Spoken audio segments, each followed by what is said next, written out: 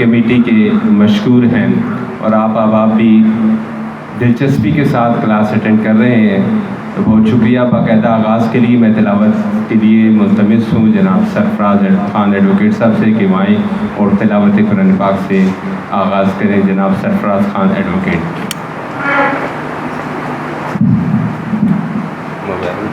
औज़ु बिल्लाहि मिनश शैतानिर रजीम। बिस्मिल्लाहिर रहमानिर रहीम। कुल हुवल्लाहु अहद अल्लाहुस समद लम यलिद वलम यूलद वलम यकुल लहू कुफुवन अहद। सदक़ल्लाहुल अज़ीम।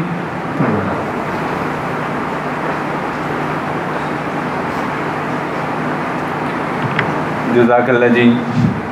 बिला किसी तमीज़ है और वक्त ज़ाया किए बगैर मैं आज के मेहमान को दावत देने चला हूँ। मुल्तमिस हूँ हम सब की आँखों के मुंतज़िर बार एसोसिएशन रावलपिंडी के एक मायानाज एडवोकेट, लायंस कम्युनिटी के फ्यूचर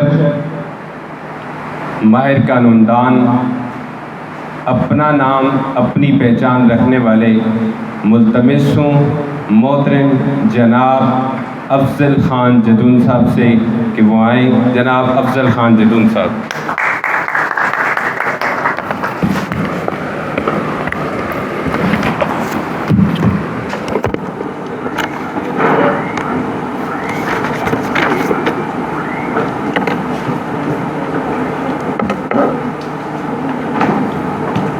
औज़ु बिल्लाहि मिनश शैतानिर रजीम।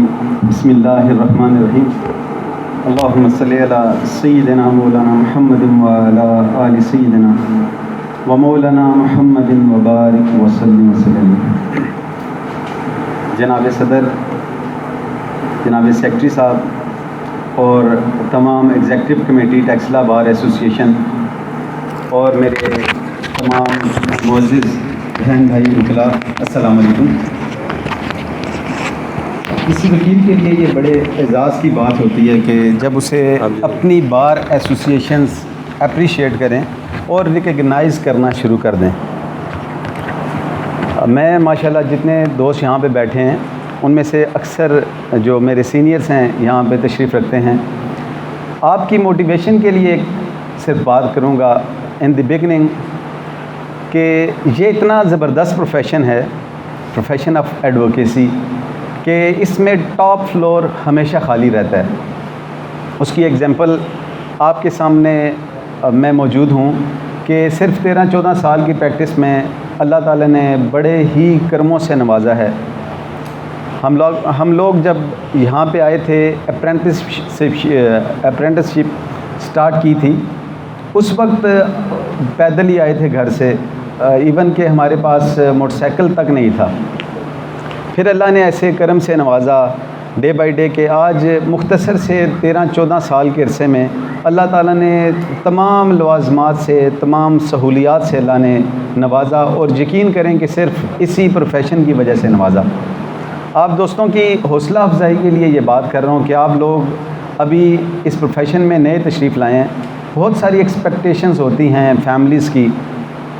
हमारे प्रोफेशन में ये होता है कि जब आप वकील बनते हैं तो फैमिलीज़ ये समझना शुरू कर देती हैं कि ये जैसे ही कचहरी जाएंगे तो अगले माह वो 1.5-2 लाख रुपया कमा के लाएंगे, उन्हें सैलरीज़ मिलेंगी। ये एक्सपेक्टेशंस होती हैं फैमिलीज़ की, लेकिन होता अदरवाइज़ है। तो उसमें कुछ अर्सा रोज़ा रखना पड़ता है। मैंने इस पे आप में से बहुत सारे लोग शायद यूट्यूब पे फॉलोवर हों, सब्सक्राइबर हों, वो देख रहे हों तो यूट्यूब पे इसी टॉपिक पे कि एक नया वकील बिगिनिंग में अर्निंग कैसे कर सकता है। ये बहुत एक मुश्किल सब्जेक्ट है। हमें ये बता दिया जाता है कि जी शुरू के कुछ अर्सा में आपको कोई अर्निंग नहीं होती किसी किस्म की, ये बिल्कुल एक गलत बात है। आई एम सॉरी टू से कि एक हमारे जहन में कॉन्सेप्ट डाल दिया गया है, जैसे कि कुछ ऐसे कॉन्सेप्ट्स हैं हमारे जहन में डाल दिए गए हैं कि ये किस्मत में था, ये ऐसे होता है। इसी तरह एक कॉन्सेप्ट ये भी है कि वकालत के शुरू के अरसे में हमें ख़वारी का सामना करना पड़ता है। ये बेसिकली ख़वारी नहीं होती, ये मेहनत होती है। मेहनत और ख़वारी में फ़र्क ये होता है कि आप जब किसी फ़जूल काम के लिए एक्सरसाइज कर रहे होते हैं तो उस एक्सरसाइज को ख़वारी कहा जाता है, लेकिन आप किसी गोल को अचीव करने के लिए जब कुछ कर रहे होते हैं तो उसे डिटर्मिनेशन और मेहनत कहा जाता है। होता क्या है, मैंने आज का जो टॉपिक है वो मेरे जहन में पूरी तरह है, लेकिन लकीली क्योंकि आप दोस्त मुयस्सर आ गए हैं मुझे, तो आप ज़्यादातर जो यंग लॉयर्स हैं, न्यू कमर्स हैं इस प्रोफेशन में, तो उनके लिए कुछ बातें करना बड़ी ज़रूरी हैं। तो मैं इसलिए ये आपको सजेस्ट करूँगा कि आप लाजमी वो वीडियो देखें कि मेरे चैनल से ही देख लें, मैं आपको उसका लिंक भी भेज दूँगा, कि जिसमें ये है कि आपने अर्निंग कैसे करनी है शुरू के पीरियड में, पहले 6 माह में आप अर्निंग कैसे कर सकते हैं। उसके लिए कुछ चीज़ें बताई हैं, अगर उन चीज़ों पे आप अमल करेंगे तो इंशाल्लाह विद इन नो टाइम आपकी इतनी अर्निंग कम से कम होना स्टार्ट हो जाएगी कि जिससे आपका कम से कम गुज़र बसर ठीक हो जाएगा। हमारा प्रोफेशन जो है वो तवक्कल का प्रोफेशन है। इसमें यह है कि यकीन करें कि विदाउट एनी एग्जेजरेशन मैं एक बात आपको बताता चलूँ, आज तक जो भी ज़रूरत मुयस्सर आई अल्लाह ताला ने उस ज़रूरत से पहले ही उसके इसबाब पैदा कर दिए। बेसिकली हमें अपना कॉन्सेप्ट क्लियर करना है कि हमारा ये प्रोफेशन जो है वो इनकम का ज़रिया नहीं है। हमारा मिसकंसेप्शन होती है, जैसे डॉक्टर्स होते हैं, उलमा इकराम होते हैं, लॉयर्स होते हैं। बेसिकली हम सर्विस प्रोवाइडर हैं। हम क्लाइंट से जो पैसे लेते हैं वो अपने इल्म के लेते हैं और अपने टाइम के लेते हैं। जो हम उसे मशवरा देते हैं उसका पैसे लेते हैं, और जो उन्हें हम अपनी सर्विसेज के लिए टाइम देते हैं उसके लिए लेते हैं। हमारी सर्विसेज बेसिकली उसकी कोई उसका बदल नहीं होता, ना कोई हमारी सर्विसेज का मुआवजा हमें पे कर सकता है। हमें सबसे पहले अपना ये कॉन्सेप्ट क्लियर करना होगा कि मुझे अल्लाह ने, देखें, अगर पैसा कमाना होता सिर्फ इस प्रोफेशन से तो अल्लाह हमें बिज़नेस में भेज देता। अल्लाह ताला हमें कोई यानी किसी भी सोर्स से, जो हज़ारों सोर्स हैं इनकम के, वहाँ भेज देता। इस प्रोफेशन में जो हमारा वकील है उसके पास ऑप्शंस होते हैं। आपने पैसा कमाना है, आपने इज़्ज़त कमानी है, आपने दोनों कमाने हैं। अगर आप सिर्फ पैसा कमाने के पीछे लग जाएंगे तो हो सकता है उसमें आपको अपनी इज़्ज़त उस तरह मुयस्सर ना आए। लेकिन यकीन करें कि आप जब इज़्ज़त कमाने के चक्कर में लगेंगे तो अल्लाह ताला आपको पैसे से भी नवाजेगा और इज़्ज़त से भी नवाजेगा।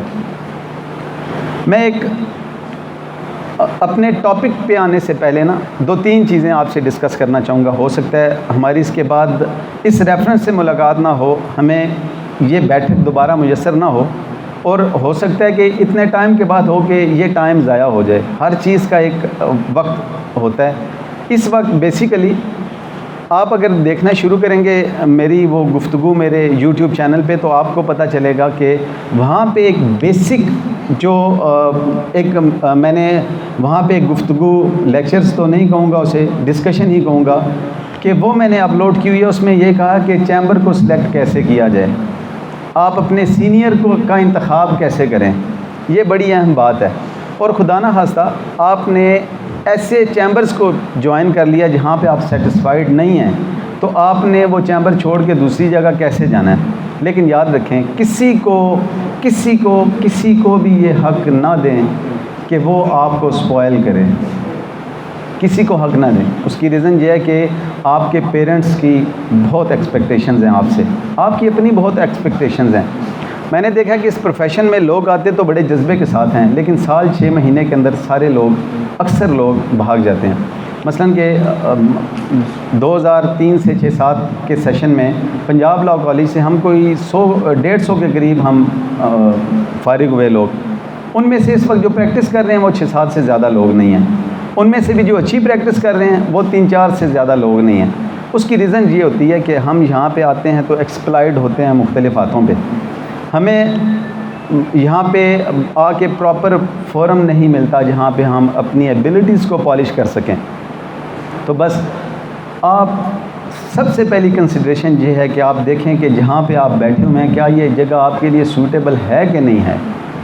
अगर वहाँ से चैम्बर से आपको कुछ हासिल नहीं हो रहा तो हिजरत का हुक्म इसीलिए बड़ी रिस्पेक्ट से, बड़े ऑनर से, जैसे आप आए थे उसी तरह एक अच्छे अंदाज से देखें। इस प्रोफेशन में 4-6 महीने लगाएं। 4-6 महीने में आपको पता चल जाएगा। आप कोर्स में देखते हैं कि हमें होता ही है कि हम किसी रेफरेंस से चैम्बर को ज्वाइन कर लेते हैं, या हमारे अक्सर ये होता है कि लॉ कॉलेजेस में हमारे लेक्चरार वो वहाँ तो बड़ा अच्छा परफॉर्म कर रहे होते हैं, लेकिन समटाइम्स वो लेक्चरार प्रैक्टिस में इतना अच्छी परफॉर्मेंस उनकी नहीं होती। आप देखें 4-6 महीने में ख़ुद डिसाइड करें कि आपने किस चैम्बर को ज्वाइन करना है, आपके इंटरेस्ट क्या हैं। मैं क्योंकि ये अलग टॉपिक्स हैं और हर टॉपिक के लिए आधा पौना घंटा कम से कम डिस्कशन के लिए, बेसिक डिस्कशन के लिए आधा पौना घंटा चाहिए। आप में से जिस दोस्त का इंटरेस्ट इस साइड पे हो तो वो मैं फिर रिकमेंड करूँगा कि वो वीडियो ज़रूर देखें कि चैम्बर को सिलेक्ट कैसे करना है, आपने अपने चैम्बर का इंतखाब कैसे करना है। उसके बाद फिर देखें कि अगर खुदा नास्ता आप किसी जगह मिसफिट हैं तो वहाँ जाएं जहाँ पे आपकी कदर कीमत है। जब तक आप अपनी वर्थ को ख़ुद नहीं पहचानेंगे, मैं कुछ बातें कड़वी कर रहा हूँ इस प्रोफेशन के हवाले से जो सूट नहीं करती, लेकिन क्योंकि बात एक सदका है और ये इमानत है मेरे आप दोस्तों की कि जैसे बहुत सारे लोगों के 2-2, 4-4, 6-6 साल ज़ाया होते हैं, उसके बाद हमें समझ आती है कि मैंने तो अभी कुछ भी नहीं सीखा, मैं तो ज़ीरो पे हूँ। और मैं जिस जगह गया था, बजाय इसके के बाद में आपके दिल में कोई अपने चैम्बर के मतलब या अपने सीनियर के मतलब बात हो, इसमें गलती तो हमारी भी है ना। आप सिलेक्ट करें, आपकी चॉइस अपनी होनी चाहिए थी कि लॉ ग्रेजुएशन के बाद डबल ग्रेजुएट हैं आप लोग, फिर भी हम अगर ये डिसाइड ना कर सकें कि मुझे किस जगह बैठना है, मुझे किस जगह खड़ा होना है, उसके बाद तो फिर मेरा ख्याल है कुछ बचता नहीं है। इसके लिए एक सजेशन ज़रूर दूंगा सारे लोग ने, मैं बार बार आपकी तवज्जो इस साइड पे दिला रहा हूँ कि यानी मिनिमम अरसा जो 13-14 साल का है। इस वक्त तो मैं यानी टोटल प्रैक्टिस मेरी 14 साल की है तकरीबन। मुझे अल्लाह के फजल से कभी भी फाइनेंशियली कोई इशू नहीं आया। और वुड यू बिलीव कि मैं जो फर्स्ट जनरेशन लॉयर हूँ, यानी मेरे फैमिली में मुझसे पहले कोई लॉयर नहीं है। तो सेकंड जनरेशन लॉयर और फर्स्ट जनरेशन लॉयर में फ़र्क ये होता है कि अगर किसी के फादर या चचा वो इस प्रोफेशन में मौजूद हैं या उनके घर में से कोई बंदा मौजूद है तो उनको एक प्लेटफार्म मुयस्सर करता है। वो जब आते हैं तो उनके पास फाइल्स होती हैं। आप जो फर्स्ट जनरेशन लॉयर हैं वो अपना कंपैरिजन किसी ऐसे शख्स के साथ नहीं कर सकते कि जो सेकंड जनरेशन लॉयर हो, जिन्हें आते ही 100-150 फाइल उनके टेबल पे मौजूद हो, जिन्हें घर से गाड़ी मिली और जिन्होंने घर से ही वकालत सीखी हो। जैसे मेरा बेटा अल्हम्दुलिल्लाह भी 8 साल का है। अभी 8 साल के उस बेटे में मुझे बहुत सारी चीज़ें ऐसी नज़र आती हैं क्योंकि घर में वो देखता रहता है, उसे पता है बेसिक्स का, अभी उसे पता है कि वो कैसे आना कैसे जाना होता है। अब उनके साथ अगर ऐसे शख्स का कंपैरिजन किया जाए कि जो फर्स्ट जनरेशन लॉयर है, मैं अप्रिशिएट करूँगा उन फर्स्ट जनरेशन लॉयर को कि एग्ज़ाम्पल बने। आप बेहतरीन एग्ज़ाम्पल बन सकते हैं। यकीन करें कि लोग ये समझते हैं कि शॉर्टकट जो सक्सेस का तरीका है वो है पाकिस्तान आर्मी को ज्वाइन करने का, कि आप वहाँ जाते हैं कमीशन ऑफिसर के तौर पे जाते हैं, लेकिन यकीन करें कि बहुत मुश्किल काम है वो। यानी आप सबसे पहली बात, आपकी ज़िंदगी आपकी अपनी नहीं होती। वकालत में आपकी ज़िंदगी आपकी अपनी होती है। वहाँ पे आप जाते हैं, इवन के अपने प्यारों के जनाजे आपको छोड़ने पड़ते हैं। आप वकालत में देखें, आप जैसे चाहें ड्राइव करें, ठीक है। और इसमें ये होता है कि जैसे बाकी प्रोफेशंस में होता है, आप यहाँ से लोग फ़ॉरेन में चले जाते हैं, वहाँ से 18 से 20 घंटे काम करते हैं, वो 24 घंटे तक लोग करते हैं काम। यहाँ पे हम रह कि हमारी बदकिस्मती ये है कि हम आते हैं, आके अपना टाइम वेस्ट करते हैं और चले जाते हैं। अपना कंपैरिजन खुद करना सीखें। वो ऐसे होगा कि डेली बेसिस पे आपने ये देखना है कि आज मैं कचहरी गया था, मैं किस टाइम गया था। देखिए हमारा फ़र्ज़ है वो ये है कि इन टाइम हमने अपने ऑफ़िस को ज्वाइन करना है। जैसे कि 8 बजे का टाइम है तो 7:50 पे कम से कम हमें ऑफ़िस में होना चाहिए। और उसके बाद कमिटमेंट हमारी ये होनी चाहिए कि जब तक वो टाइम आपका ऑफ़िस का टाइम आप सेट कर सकते हैं अपनी मर्ज़ी से, यानी छुट्टी का टाइम आप सेट कर सकते हैं अपनी मर्ज़ी से, उस वक्त तक आपके क्लाइंट को ये पता होना चाहिए कि वो घड़ी ना देखे, उसे पता हो इस बात का कि अगर 7 बज चुके हैं तो 7 बजे फ़लाँ साहब अपने ऑफिस में होंगे, वो आपसे फ़ोन करके ना आए। जब ये आपकी कमिटमेंट है, ये आपकी कामयाबी, आपने सिर्फ ये करना है। बाकी वो, क्योंकि मैं टॉपिक से हट रहा हूँ इसलिए मैं उस साइड पे नहीं आऊँगा। उसके लिए मैंने अर्ज़ किया कि बहुत सारी वीडियोस आप दोस्तों के लिए बेसिक वीडियोस हैं, यहाँ तक कि फ़ाइल कैरी करने की, फ़ाइल प्रिपेयर करने की। कल एक बहुत ज़बरदस्त लेक्चर हमारे ऑफिस में हुआ है, वो हुआ कि आपने ड्राफ्ट कैसे प्रिपेयर करना है। वो 2-3 दिनों तक वो वीडियो भी आ जाएगी, आपके लिए बड़ी आसानी हो जाएगी। मेरी कोशिश ये है कि हमारे चैम्बर ने, हमारे ऑफिस ने एक बहुत ज़बरदस्त सर्विस आपके लिए तैयार की है। वो सर्विस ये है कि इंशाल्लाह आपको किसी तरह का रजिस्टर बनाने की ज़रूरत नहीं पड़ेगी। अब आप अपने फेसबुक के सर्च ऑप्शन में जाके अपनी कीवर्ड्स लिखेंगे प्रपोजिशन का, आपको सारी की सारी वहाँ से प्रिपरेशन मिल जाएगी। वुड यू बिलीव कि मुझे कल तकरीबन 3:30 बजे ऑनरेबल सदर साहब की तरफ से कॉल वसूल हुई कि आपने यहाँ पे आना है। तो मुझे बिल्कुल कोई टेंशन नहीं थी कि मुझे जो टॉपिक दिए कि मैं इन पर प्रिपरेशन कैसे करूँगा। वुड यू बिलीव कि मैं सिंपली बैठा हूँ और बैठ के मैंने अपने फेसबुक के सर्च ऑप्शन पे, फेसबुक सोशल मीडिया है जिसका यूज़ अदरवाइज़ है, लेकिन हमारे प्रोफेशन में इसका यूज़ बड़ा पॉजिटिव है। मैंने उस सर्च ऑप्शन में लिखी तो मेरी अपनी ही जजमेंट्स वहाँ पे अपलोड हुई थी, वो मुझे मिल गई और उनमें मैं उनकी मदद से मैंने ये सारा टॉपिक प्रिपेयर कर लिया। आप दोस्तों के लिए ये गिफ्ट है।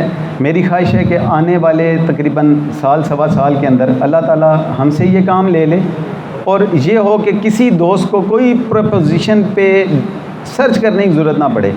आप जैसे ही जाएंगे आपको कोई प्रपोजिशन आपके सामने आएगी, आपने सिंपली उसका कीवर्ड लिखना है। सपोज़ आपको चाहिए जी ट्रिगर पे 3 to 4 पे आपको एक जजमेंट ज़रूरत है कि 3 to 4 पे के ट्रिगर प्रेस हो जाए तो समझा जाएगा जी कि 3 to 4 कमिट हो गया है। उस सूरत में आप सिंपली वहाँ पे लिखेंगे 3 to 4 PPC और ट्रिगर, आपको वो सारी जजमेंट्स आ जाएंगी उसकी फॉर एंड अगेंस्ट। सिमिलरली हमारी माशाल्लाह 200 के करीब वीडियोज़ इस वक्त तक वहाँ पे आ चुकी हैं। उन वीडियोज़ में ये है कि आपको हर टॉपिक पे इंशाल्लाह आर्ग्यूमेंट तैयार मिल जाएंगे। सपोज़ रात को 12 बजे आपको क्लाइंट की कॉल आ गई कि ये प्रपोजिशन है, आपने सिर्फ प्रपोजिशन वहाँ से समझनी है। आप वहाँ पे लिखेंगे, आपको पूरे आर्ग्यूमेंट विद जजमेंट वो यानी कि एक आपको वहाँ पे इंशाल्लाह टेंशन परेशानी की ज़रूरत नहीं होगी। ये ख्वाहिश इसलिए पैदा हुई कि मेरी बड़ी ख्वाहिश थी कि हम अपने से सीनियर लोगों को सुने, उनको समझें, लेकिन ज़ाहिर है वो कुछ लोग जो है अल्लाह उनके दर्जात बुलंद करे वो वफ़ात पा गए हैं, उनको हम नहीं सुन सकते, उनके नाम ज़रूर सुने हुए हैं। तो ख्वाहिश ये है कि कुछ अपने दोस्तों के लिए डिलीवर कर जाएं। अब मैं अपने टॉपिक पे आता हूँ। ये बेसिक चीज़ें आपको देखते हुए मैंने कोशिश की कि मैं आपको ये डिस्कस कर दूँ बेसिक चीज़ें। बाकी आप दोस्तों में से किसी को भी किसी किस्म का इशू हो तो मेरा नंबर आपके पास मौजूद होगा, आप हमारी टीम से रब्ता कर सकते हैं। अपने प्रोफेशन में किसी किस्म की आपको प्रॉब्लम होगी, आप वॉइस नोट करेंगे, इंशाल्लाह विद रेफरेंस आपको उस पर हमारी टीम जो है वो प्रॉपरली असिस्ट करेगी, आपको फैसिलिटेट करेगी कि इस प्रोफेशन में आपको ग्रो कैसे करना है और अपनी प्रपोजिशन को कैसे आपने रिज़ॉल्व करना है। आज का टॉपिक जो है वो बड़ा इंटरेस्टिंग टॉपिक है। मैं क्योंकि आप सारे लोग माशाल्लाह डबल ग्रेजुएट हैं, लॉ करके आए हैं, उसके बाद लॉ गेट भी आपने क्लियर किया हुआ है, बाकी टेस्ट भी आपने पास किए हुए हैं, आप जजमेंट्स भी पढ़ते रहते हैं। तो एक तो तरीक़ाकार इसका ये है कि मैं आपको सेक्शन वाइज असिस्ट करूं, आपको वो बताऊं कानूनी शहादत क्या है, उसके लवाज़मात क्या हैं और उसको कैसे कैसे किया जाता है। लेकिन क्योंकि आप पढ़ चुके हैं तो मैं कोशिश करूंगा कि आपको रवायती तरीके से वो चीज़ें डिस्कस ना करूं। मैं कोशिश करूंगा कि आपसे गुफ्तगू की जाए, सिंपल अंदाज से मैं आपसे बात करूं ताकि आपको प्रैक्टिस में वो प्रैक्टिकली काम आए चीज़ें। क्योंकि सेक्शन का ये होता है, कोई भी सेक्शन आपको ज़रूरत है तो वो आप सर्च करेंगे तो आपको बुक से मिल जाएगा। आपका देखें सारे सेक्शंस एकदम इस्तेमाल नहीं होते, आपको सेक्शन ऑफ लॉ आपकी प्रपोजिशन के मुताबिक रिक्वायर्ड होता है। जब आपको वो प्रपोजिशन आप उसकी तरफ जाएंगे, ठीक है, उस वक्त आपको वो सर्च करेंगे आसानी हो जाएगी। लेकिन बेसिकली क्या है कि हमें कॉन्सेप्ट्स अपने क्लियर करने हैं कि एविडेंस में हमारे कॉन्सेप्ट्स क्या होने चाहिए। मैंने देखा कि हमें इन द बिगनिंग जो मसाइल का सामना करना पड़ा मैं सिर्फ आज अपने आप को कन्फाइन करने की कोशिश करूंगा सिर्फ अपने टॉपिक एविडेंस की हद तक कि शहादत क्या है, आपने शहादत करानी कैसे है, अपने आप को प्रेजेंट कैसे करना है, अपने क्लाइंट को प्रिपेयर कैसे करना है। क्योंकि यहाँ पे ज़्यादा तादाद माशाल्लाह यंग लॉयर्स की, और मुझे बड़ी खुशी हो रही है कि टेक्सला बार एसोसिएशन में इतनी दिलचस्पी रखने वाले दोस्त यहाँ पे मौजूद हैं कि माशाल्लाह जगह नई बच्ची जो मुझे नज़र आ रहा है। ये मेरे लिए बड़ी अप्रिसिएशन की बात है, आप सारे लोग आए हैं। तो अल्लाह ताला, मेरी दुआ है कि अल्लाह ताला मुझे डिलीवर करने का कुछ मौका दे, मैं यहाँ पे डिलीवर कर सकूँ। लॉ ऑफ एविडेंस के हवाले से सिर्फ आपको ये बात बताना चाहूँगा कि मैं तो समझता हूँ कि वकालत है ही सिर्फ जरा शहादत। आपने एविडेंस कैसे करानी है, एविडेंस में अपने क्लाइंट को आपने जरा कैसे करानी है और उसको जरा तैयार कैसे करानी है, इन चीफ कैसे तैयार कराना है। उसकी रीज़न ये है, आप देखेंगे कि आपके पास एक प्रपोजिशन आ जाती है। सपोज़ हम इनिशली केस को ले लेते हैं कि खुला का केस आ जाता है आपके पास। आप जाएंगे, जाके अपने यहाँ पे जो स्टेनो साहब हैं उनको बताएंगे, स्टेनो साहब आपको ड्राफ्ट करके दे देंगे। वो स्ट्रिक्टो सेंसो स्टोरीज़ होती हैं, वो ड्राफ्ट कर दे के देंगे जब आप प्लेंटिफ साइड पे हैं। जब आप डिफेंडेंट साइड पे होंगे, आप जाएंगे, आपको वो पूरा जो आप दावा अच्छे मसाले लगा के तैयार करके देगा। ऐसी ऐसी स्टोरीज़ वो डाल के स्टेनो साहब दे देंगे जो आपको भी नहीं पता होंगी, और शायद वो वाइफ को या हस्बैंड को भी नहीं पता होंगी, जो स्टोरीज़ वो स्टेनो साहब डाल के दे देंगे उसमें। यहाँ तक मामला हल हो गया और आपका केस स्टार्ट हो गया। अब यहाँ पे इंटरेस्टिंग जो आती है सिचुएशन के, ये तो काम वो बंदा खुद भी, अगर डिफेंडेंट या प्लेंटिफ खुद भी आएँ अपनी सिंपल स्टोरी लिखें तो वो इन पर्सन भी प्लीड कर सकते हैं। तो उससे वकील की क्या ज़रूरत है? वकील की ज़रूरत सिर्फ उस वक्त आती है जब उसे अपने केस को प्रूव करना होता है कोर्ट में, और केस को प्रूव करने का तरीका जो है आपके पास सिर्फ आपको एविडेंस के ज़रिए ही मिलता है।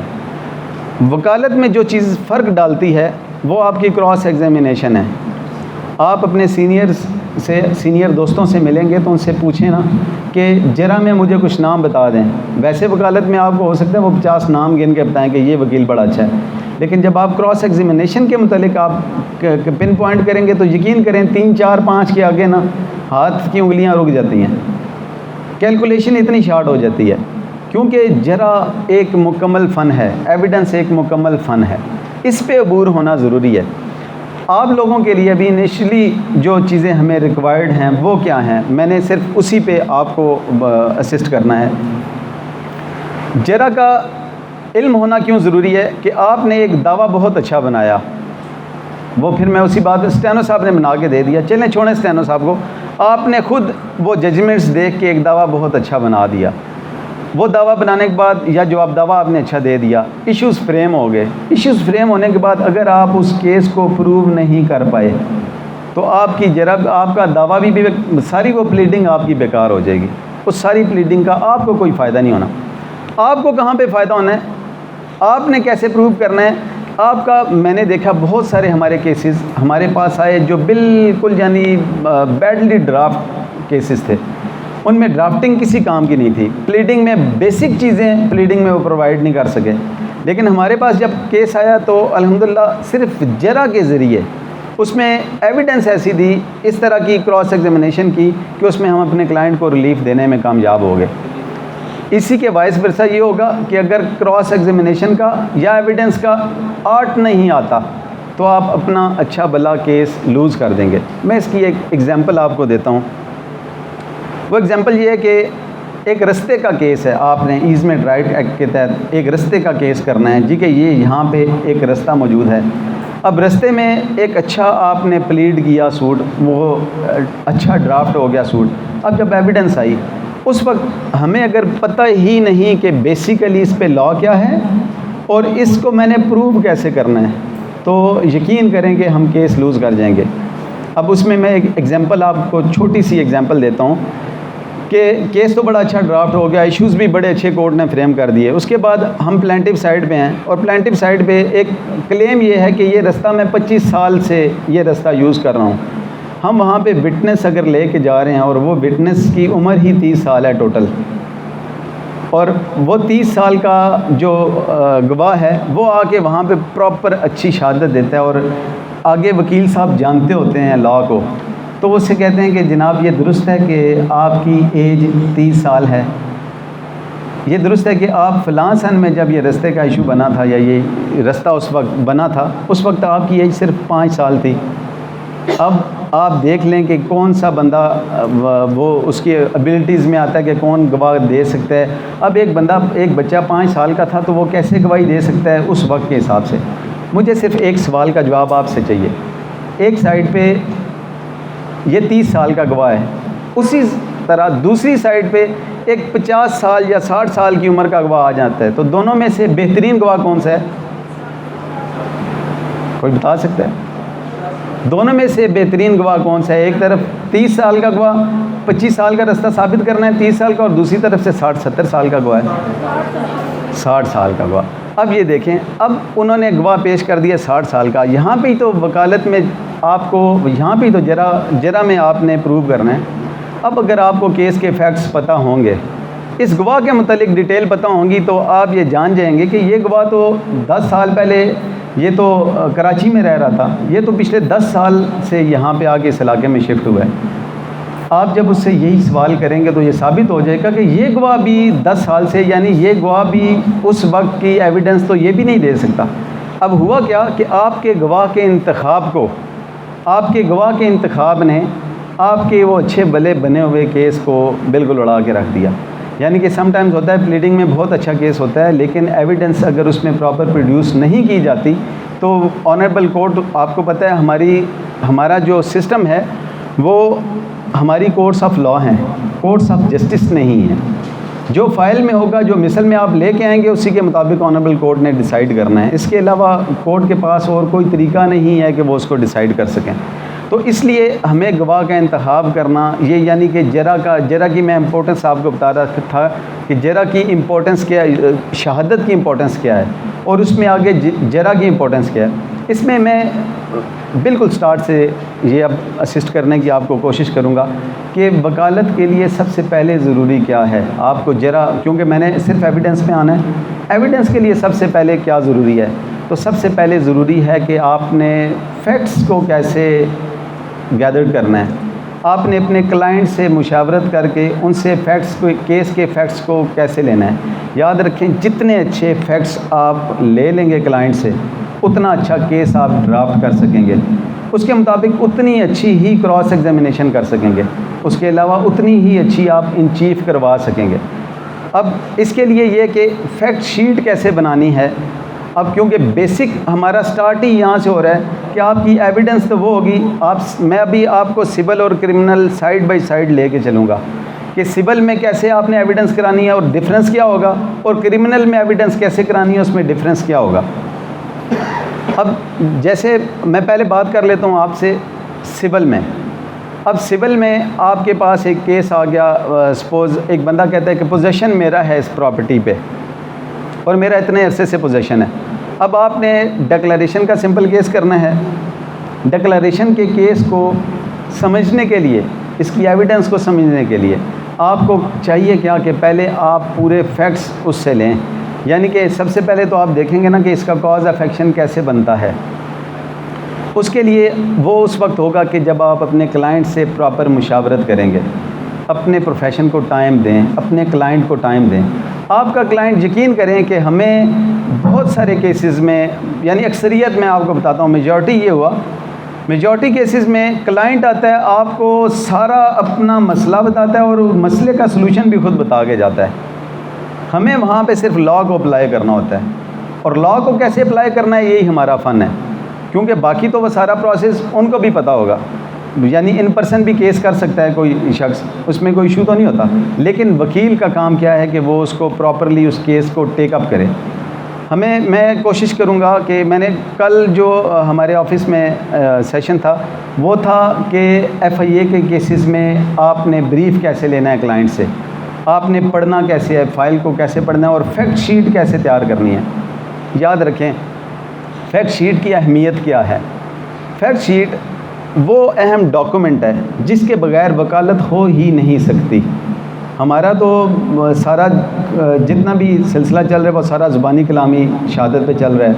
ना तो हम पढ़ते हैं और बदकिस्मती से आगे ना ही फिर जज साहब उसको नोट करते हैं। फैक्ट शीट ये होती है कि मैं आपको शॉर्ट रास्ता बताता हूँ कि आप सिर्फ एक दफ़ा अपने क्लाइंट को टाइम दें, आपको दोबारा उसको टाइम देने की ज़रूरत नहीं पड़ेगी।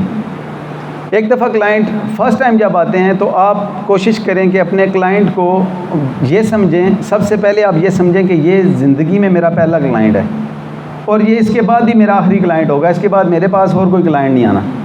उनको इतनी अहमियत देखें, हमारा रिज़्क वो साइल से लगा हुआ है, जो साइल अल्लाह ताला हमारे पास भेज रहा है वो साइल के थ्रू हमारा रिज़्क अल्लाह ताला भेज रहा है हमारे पास, उसकी सेटिस्फिक्शन हमारे लिए बड़ी इंपॉर्टेंट है। अब उसको सेटिस्फाइड करने के लिए समटाइम्स होता है, एक देखें सिंपल खुला का मैटर आ जाता है आपके पास।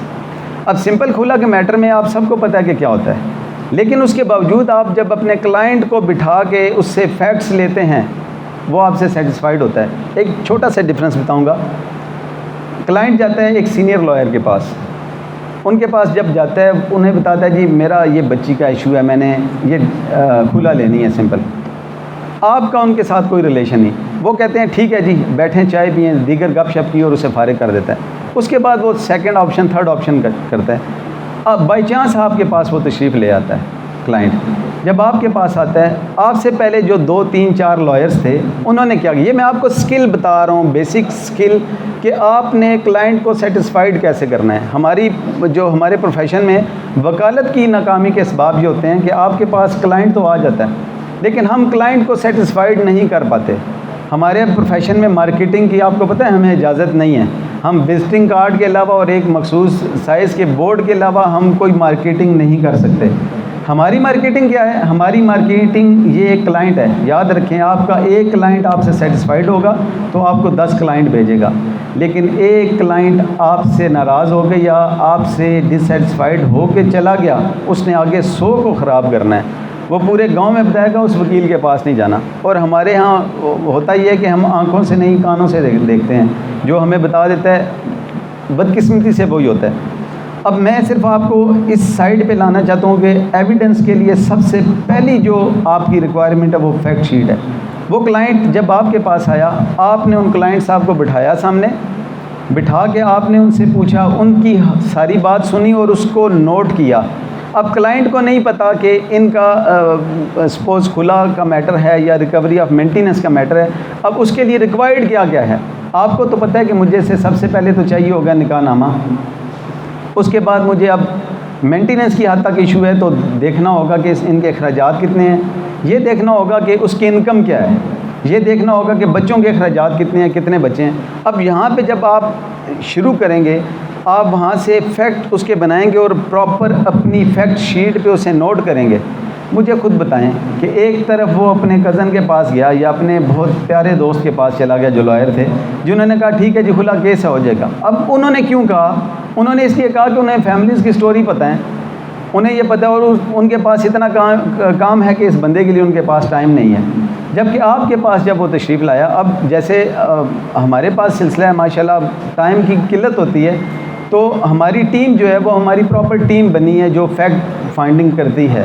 वो फैक्ट फाइंडिंग इस तरह करती है कि हम अपने एक जो एसोसिएट होते हैं उसके ज़िम्मे लगा देते हैं कि आप इन्हें बिठा के तसल्ली से पूछें, वो तसल्ली से पूरी फैक्ट शीट बनाते हैं, फैक्ट शीट बना के हमारे पास लाते हैं। तो आप खुद सोचें कि एक बंदे ने इतनी अहमियत दी तो वो क्यों किसी और वकील के पास जाएगा। अब वो सेटिस्फाइड हो जाएगा कि जो मेरी बात थी, जो मेरा इशू था, वो सारा इशू मैंने इन्हें बता दिया और ये वकील जो है वो मेरे मैटर को सबसे बेहतर समझे हैं।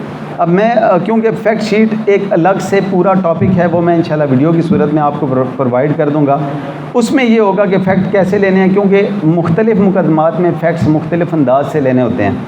उसमें आपको लॉ देखना होता है, फैक्ट्स देखने होते हैं, लॉ को वहाँ अप्लाई करना होता है। उस हवाले से आपकी रिक्वायरमेंट, आपके सवालात ही बदल जाते हैं। जैसे मैंने अर्ज़ की कि कल हमने डिस्कस किया कि FIA की जो इमिग्रेशन ऑर्डिनेंस है उसके सेक्शन 18 और सेक्शन 22 स्पेसिफ़िक 2 सेक्शन के हवाले से अलग फैक्ट शीट हम लोगों ने बनाई है कि उसमें आपने सवालात क्या करने हैं और उसमें कैसे आप उसका चालान दे के फैक्ट बनाएंगे। आई होप कि जिस दोस्त ने ये वीडियो देख ली और जिस दोस्त ने वो कॉपी कर ली अपने पास या वहाँ से ले के प्रिंट ले लिए, इंशाल्लाह FIA के इन 2 सेक्शंस में उनको सारी ज़िंदगी कभी प्रॉब्लम नहीं होगा।